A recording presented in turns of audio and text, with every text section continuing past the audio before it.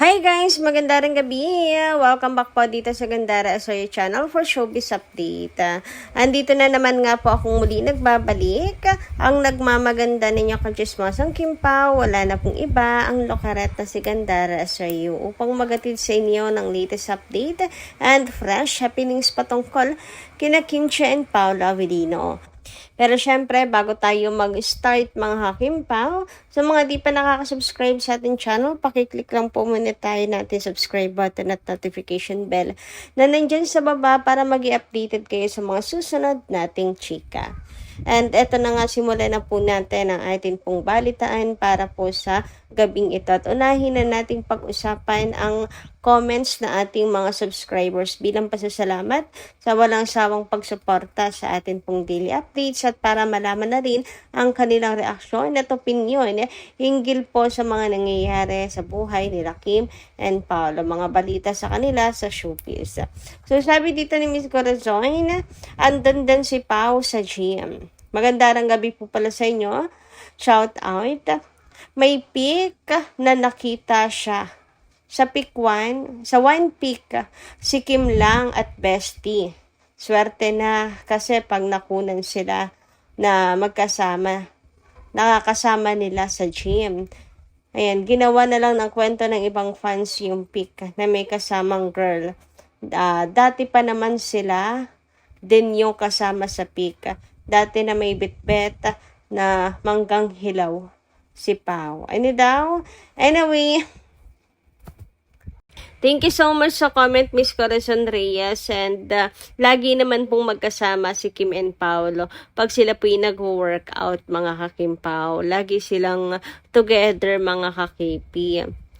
Hindi lang siguro ine-expose ng mga gymmates nila for privacy ng Kimpaw. And si Kim naman, hindi naman nagdadamot, mga ka-KP. Meron din po siyang sinishare na videos na magkasama sila na mag-workout ni Paolo at ilang clues na makikita natin sa mga pictures. Pero basta lagi po silang magkasama. So si Dari naman ay hindi po nakapagtataka kung kasama rin ni Kim sa pag-workout kasi nga mag-gym mates na rin po silang dalawa. Hindi nyo ba natatandaan yun? Basta si Darren, ka-gym mates na rin po yan ng Kimpaw. About naman sa girl, ayan, na pinupukol kay Paolo Avellino, kasama sa gym, may babae, etc. Gym mates lang din po yun ni Paolo Avellino, mga Hakimpaw, nilang dalawa ni Kim Chiu. And tungkol naman sa trabaho ni Pao, workmate lang talaga yon ni Paolo Avellino. Wag po kayong masyadong maparaning. Basta lahat po ay ginagawa ng bashers para siraan lamang po ang Kim Pao. Ang totoo niyan ay laging magkasama si Kim and Paolo. Lalong-lalo na po pag nagwo-workout si Kimi. Ayan, pag nagwo-workout sila, magkasama po yan.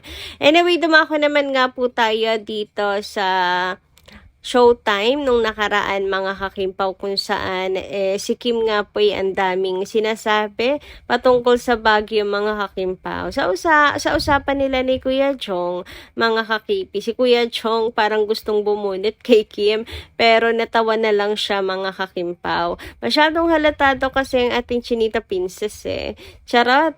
Anyway, sabi nga dito, ayan, daming sinasabi ni Kim, oh, it's really cold up there in Baguio. Ayan, hindi pala ito yung original post, mga Kakimpaw. Hindi ko na kasi na-show.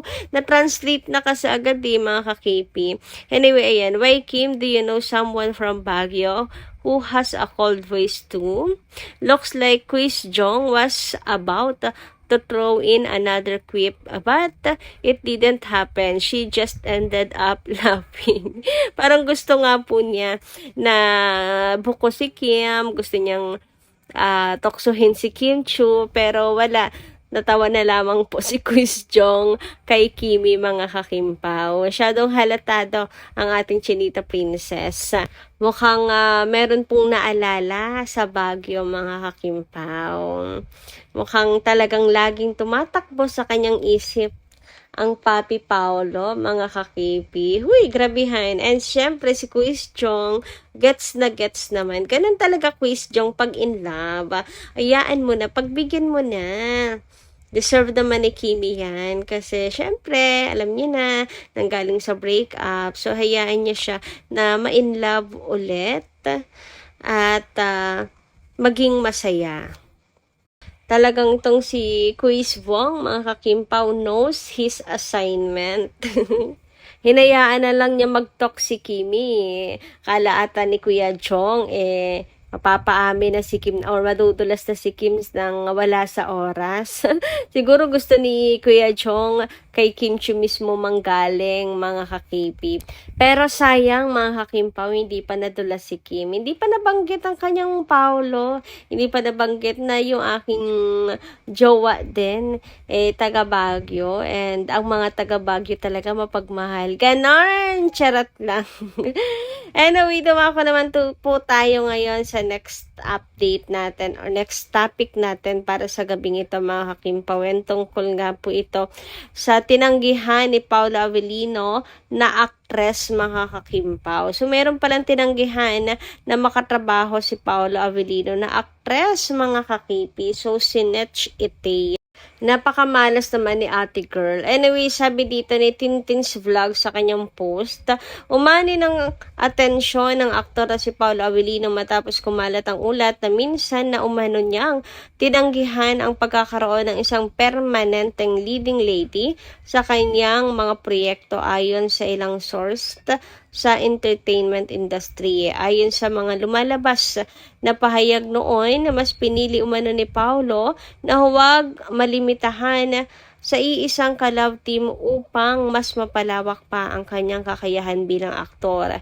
Para sa kanya, mahalaga ang pagiging versatile at ang pagkakataong makatrabaho ang iba't ibang artista. Ibinahagi rin umano ng aktor sa ilang panayam na nais niyang mas makilala sa husay ng pag-arte kaysa sa pagiging bahagi lamang ng isang tambalang pangromansa. Isa ito sa mga dahilan kung bakit naging maingat siya sa pagpili ng kanyang mga proyekto.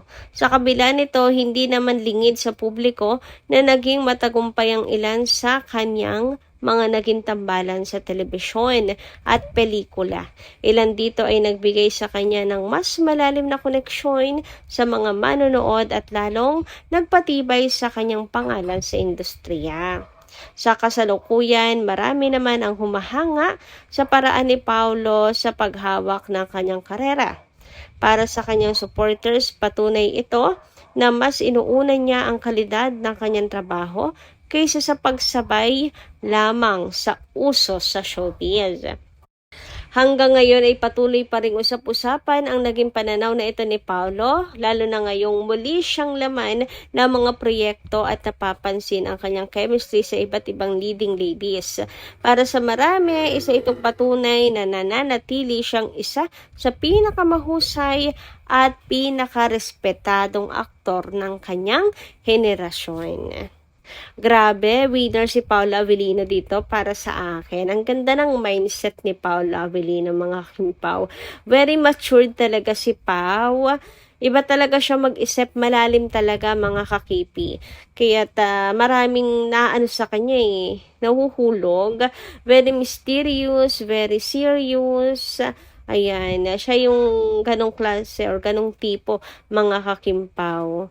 Mai-inlove ka talaga sa isang Paolo Avellino. Malawatpad talaga yung character nitong si Paolo in real life, no? Serious, mysterious, parang bad boy ang kung tingnan yung look niya, mga kakimpaw, or yung appearance niya. Pero hindi. Sa totoo lang ay mabait si Paolo Avellino.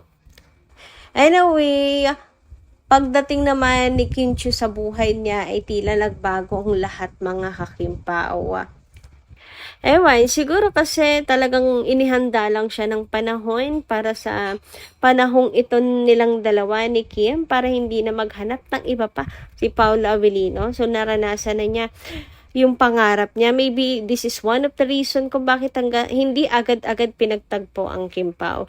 Kasi sa mindset ni Paolo Avellino at goal, kung nagtagpo agad sila ni Kim, nako maagang matatapos yung kanila pong love team mga kakimpaw. And si Paolo Avellino, kung kanino mapapartner. So, tinupad muna ng tadhana ang pangarap ni Paolo Avellino hanggang sa siya ay makilala bilang mahusay na aktor, versatile actor, hanggang ayun na, pinagtagpo na sila ng tadhana ni Chinita Princess or ni Kim Chiu. Diba? Grabe. Ang galing lang talaga ng plano ni Lord. Alam niyo yon mga Kimpaw. Praise the Lord. Talagang ang daming nangyari, daming dumaan sa buhay nila, pero Kim Pao pa rin talaga ang naging end king. Tulad ng sabi ni Paolo, hindi po niya inakala na kay Kim Chiu pala ang bagsak niya. And take note yung salitang bagsak niya, ano na yon, pagdedeklara na yon mga kakimpaw, na endgame na. Wala nang susunod. Kay Kim talaga ang bagsak niya. So, yun po ang naging desisyon ni Paolo Avellino. At ngayon, eto naman, at handang-handa talaga siyang panindigan si Kim Chiu. Hindi na maghahanap ng iba mga kakimpaw na leading lady. Si Kim lang talaga. Si Kim Chiu na, at paninindigan niya yan hanggang dulo sapagkat nangako na rin sa atin si Paolo Avellino, di ba? Na basta't nandyan ang Kim Pao fans, nandyan lang din silang dalawa ni Kim. Hindi niya bibitawan ang love team nila. Tuwing tinatanong nga, di ba kayo nagkakasawaan, ganyan. Ang sagot lang both ng Kim Pao, sawa lang sa sunod-sunod na work. Gusto lang nila ng konting pahinga, tapos work ulit. Ganun lang. Work-life balance lang mga kakimpaw. Tapos ang pinag-uusapan nila ay new characters na maaari nilang gawin pa together ni Kim. So wala talagang plano na iwan ni Paolo si Kim. Paninindigan niya talaga yan. Anyway, hanggang dito lang po muna ating update. Maraming salamat kayo sa inyo pong pakikinigan. Kita-kits po tayo muli sa mga susunod pa natin chika. Maraming salamat at ingat po kayo palagi.